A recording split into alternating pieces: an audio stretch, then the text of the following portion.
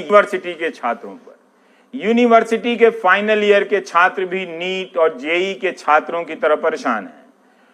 Corona के संक्रमण के डर से नहीं चाहते कि परीक्षा हो। सुप्रीम कोर्ट ने हर पक्ष को व्यापक समय दिया, सबसे पूछा, सबको सुना, सुनवाई पूरी हो गई है, फैसला नहीं आया है। आशीष भार्गव की रिपोर्ट देखिए, उससे पता चलेगा कि बहस की दिशा क्या है, किस तरह के तर्क दिए गए। एक तरफ दिल्ली, महाराष्ट्र, ओडिशा और पश्चिम बंगाल की सरकारों ने डिग्री कोर्स में अंतिम वर्ष की परीक्षाओं को कोरोना के चलते रद्द कर दिया है, तो वहीं यूजीसी और केंद्र सरकार इन परीक्षाओं को 30 सितंबर तक कराने पर अड़े हैं। सुप्रीम कोर्ट ने कुछ बड़े सवाल उठाते हुए इस मुद्दे पर फैसला सुरक्षित रख लिया है। अदालत ने कहा कि मुद्दा यह है कि अगर राज्य आपदा प्रबंधन प्राधिकरण ने निर्णय लिया है कि परीक्षा आयोजित करने के लिए स्थिति अनुकूल नहीं है, तो क्या वे यूजीसी के ऊपर जा सकते हैं।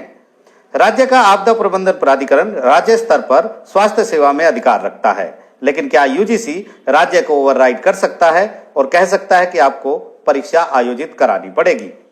यूजीसी शायद ये तो कह सकता है कि बिना परीक्षा के कोई डिग्री नहीं मिलेगी, लेकिन क्या वो ये कह सकता है कि इस तारीख को परीक्षा आयोजित करो। वहीं यूजीसी बार बार अदालत में दोहरा रहा है कि यह एक राष्ट्रीय आपदा है, यह केंद्र को तय करना है। राज्य प्राधिकरण यूजीसी को ओवरराइड नहीं कर सकते। अगर परीक्षा नहीं दी तो डिग्री नहीं मिलेगी। इस मामले में दिल्ली सरकार और महाराष्ट्र सरकार ने आदेश जारी करके कह दिया है कि कॉलेजों में अंतिम वर्ष में परीक्षा नहीं होंगी, तो वहीं ओडिशा सरकार और पश्चिम बंगाल सरकार भी इस मामले में उनके साथ खड़ी हैं। इन राज्य सरकारों का कहना है कि विश्वविद्यालय अनुदान आयोग यानी यूजीसी केवल परीक्षाओं के लिए दिशा निर्देश और मानकों को निर्धारित कर सकता है। वो परीक्षाओं को किसी विशेष तिथि पर आयोजित कराने का फैसला नहीं कर सकता।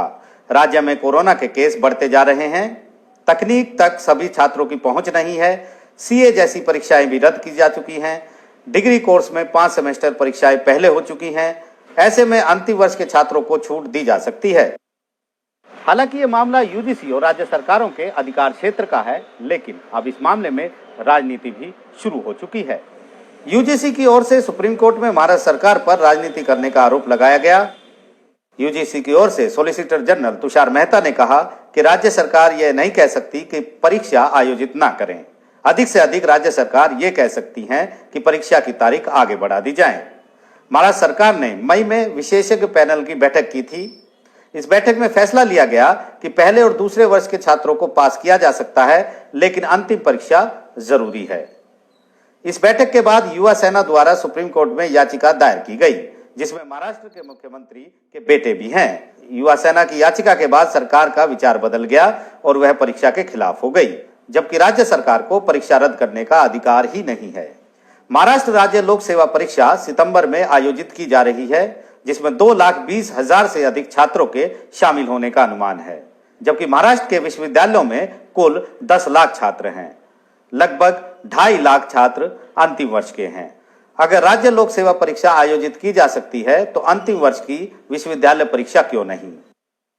लेकिन महाराष्ट्र सरकार की दलील है कि यूजीसी को निर्णय लेने से पहले विश्वविद्यालयों व अन्य निकायों से परामर्श करना होगा।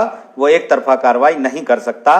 30 सितंबर तक अंतिम परीक्षा आयोजित कराने का निर्देश किसी सलाह के लिए बिना और राज्य में स्थिति का पता लगाए बिना लिया गया था।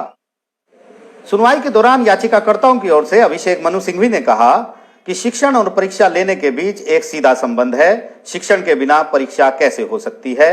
गृह मंत्रालय ने अब तक शैक्षणिक संस्थानों को खोलने की अनुमति नहीं दी है, लेकिन परीक्षा आयोजित करने की अनुमति कैसे दे दी। यहाँ शिक्षा विशेष नहीं है, यहाँ महामारी विशेष है। महामारी हर किसी पर और हर चीज पर लागू होती है। अब सुप्रीम कोर्ट ने सभी की दलीलें सुनने के बाद फैसला सुरक्षित रख लिया है। अब सुप्रीम कोर्ट को यह तय करना है कि यूजीसी के 6 जुलाई के फैसले के तहत अंतिम वर्ष की परीक्षा होंगी या नहीं।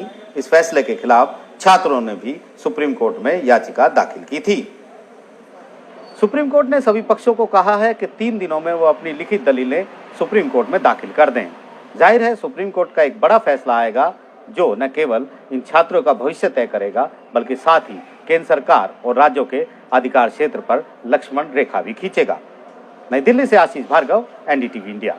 अब आप देखिए कि इसी सुप्रीम कोर्ट से नीट और जेई के बारे में फैसला आया है कि प्रवेश परीक्षा होगी। क्या इसी सुप्रीम कोर्ट से यह भी फैसला आ सकता है कि जो फाइनल ईयर के छात्र हैं यूजीसी के नियम के तहत उनकी परीक्षा नहीं होगी?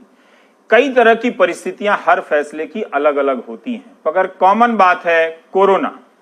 तो इंतजार कीजिए कि क्या फैसला आता है, क्या एक को राहत मिलेगी, एक को इम्तिहान देना होगा। और आशीष की शानदार रिपोर्ट, जिन्होंने कितने तरीके से कोर्ट के भीतर की बहस की रिपोर्टिंग की, आपको पता होगा कि किस तरह से दलीलें दी जा रही। एक राज्य सरकार जो अपनी परीक्षा करा रही है, वो यूजीसी की परीक्षा का विरोध कर रही है। इतने अंतर विरोध राज्यों ने अपने अपने फैसलों से पैदा कर लिए। अब आपको मध्य प्रदेश